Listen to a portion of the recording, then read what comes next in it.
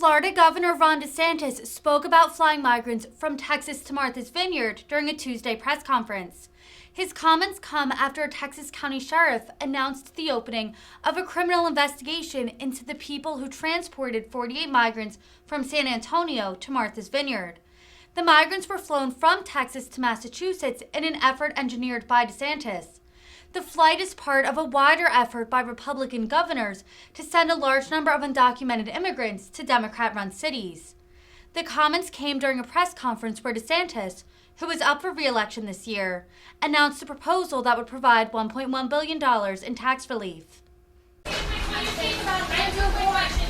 one, public records show that currently Florida is spending $1 million taking a plane right now from Texas to Delaware. First, can you confirm that? I cannot confirm that. I can't. Okay. And then the second question, why take immigrants from Texas rather than get the illegal immigrants in Florida and deal with the relocation? Well, we do both. So we've had interdiction in the Panhandle. The problem is we're not seeing mass movements of them into Florida. So you end up with a car with maybe two, and if we know that that's illegal and there's someone that's kind of smuggling, then committing crime, then you can do arrest. There have been drug seizures. But that's not effective enough to stop the mass migration, but it's just coming in onesie-twosies.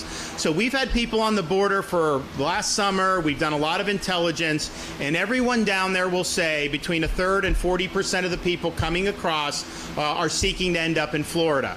And so we have to go and figure out, okay, who are those people likely to be? And if you can do it at the source and divert to sanctuary jurisdictions, the chance they end up in Florida is much less. And the thing is, with the sanctuary, the idea is because they have more benefits or whatever they do, that people will be able to stick.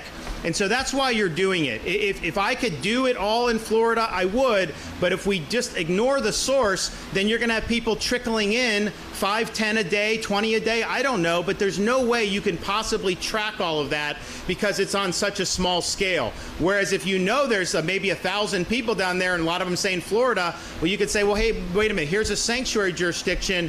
Be able to provide the transport. So if that's what you want to do, you do. And I think that that's much more effective than just trying to send one or two out at a time. Also point out, we have a whole infrastructure in place now because of what the legislature did. So it's not just flights. We have ground. We have other things that we can do. And I'll tell you this, it's already made more of an impact than anyone thought it could possibly make. But we're going to continue to make more of an impact. And I think that at the end of the day, what we're doing is not the ultimate solution. I think it's opening people's eyes to the solution, which is let's have a secure border, let's have remain in Mexico, let's take the cartels seriously, and let's get with the program here. What they have been doing for a year and a half or more than that is basically ignoring that the problem exists. And I know a lot of the national corporate press doesn't like to talk about it, but the reality is when you have the vice president saying there's no border crisis, when we've had millions of people come across illegally, you've got to be kidding me. So let's get going. Let's get this thing secured. Unfortunately, I don't think they're going to do anything in the immediate.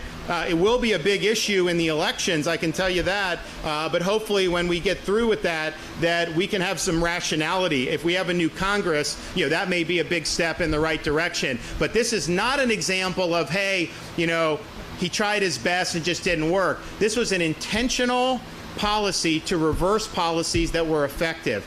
And you want to talk about, they'll say like, oh, sending a bus from Texas is a stunt, all this. The biggest stunt was Biden coming in as president and reversing Trump's policies just so he could virtue signal that he was against Trump. It didn't matter that the policy had worked. He had to be anti, and so that's why he did it. So he did what the impact would be, and the impact has been devastating. I really hope more people will start to cover the destruction we're seeing with the fentanyl crisis. I mean, we've put a lot of emphasis on it when I became governor. COVID obviously made it more difficult, but what's making it almost impossible is the sheer volume of this stuff that's been pouring into the United States. And I'll run into mothers, and it's so tragic because these kids are not making like really horrible decisions. Maybe they do one or two things wrong, but the fentanyl is so deadly that they'll overdose and some of them will die.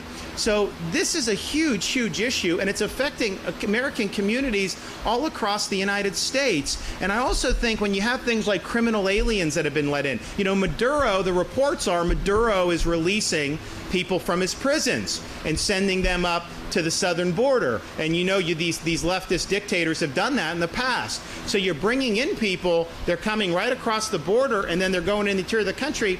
That's not going to be good for safety in our communities. I mean, that's going to be a big problem. And we already know that you've had people that have been victimized by criminal aliens who've gotten across the border. And the reason why those crimes are so difficult to stomach is because if the federal government had just done its job, the crime would not have happened and the person would not have been victimized. So this is something that's really important. And these are things that people need to start talking about. And I think what also what Martha's Vineyard showed is the very wealthy community, 50, not a lot, and they said they couldn't accommodate. And let's just take them at her word and say maybe that's true. If the wealthiest island, one of the wealthiest in America, can't accommodate 50, then you're looking at all these other communities and they're just supposed to accommodate all this more. So I think what it's shown is when you have the sheer numbers of people coming across illegally, even take out the criminal aliens, just the sheer numbers, that has huge stress on the communities. And I remember last summer going down to the border and it was bad, but it's gotten a lot worse. This year is the worst year that I think we've ever had in modern American history. So this is a big thing.